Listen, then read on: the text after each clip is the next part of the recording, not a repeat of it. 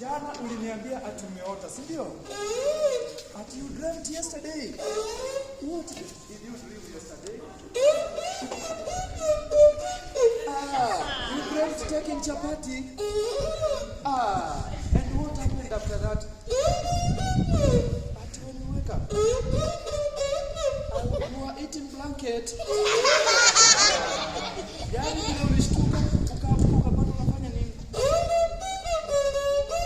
Ati unakula blanketi. Basi, hebu kwanza tupe story kabla tujaanza.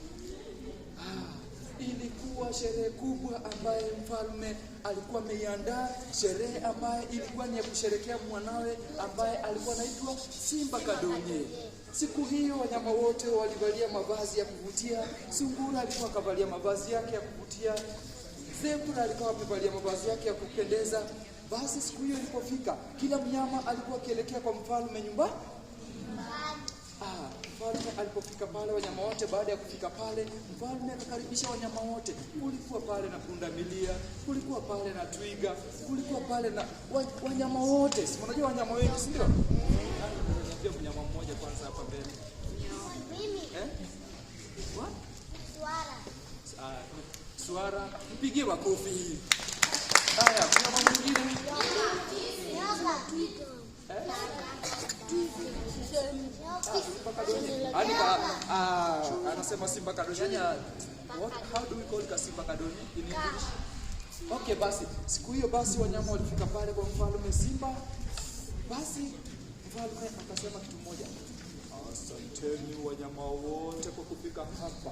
Lakini kabla sijaanza, tutamkaribisha sungura ambaye ni mwanamuziki. Atupee wimbo mmoja kwanza ili tupate kuendelea na sherehe. Basi sungura alikaribishwa jukwani. Sungura akaja. Siku hiyo sungura alikuwa na mwanawe. Mwanawe pia alikuwa ni mwanamuziki na walikuwa ambao wanaweza kucheza nini? Ala za kitamaduni. Basi sungura mwanawe akafika na wakajitayarisha. Habari zenu. Vile mnaona niko na mwanangu hapa hivi na tutawachezea wimbo moja. Mwana wa mbili bayaye. Mwana wa mbili bayaye. Basi sungura akachukua ile nafasi ili aweze kufurahisha wanyama wote ambao walikuwa wamefika pale. Basi wakaanza.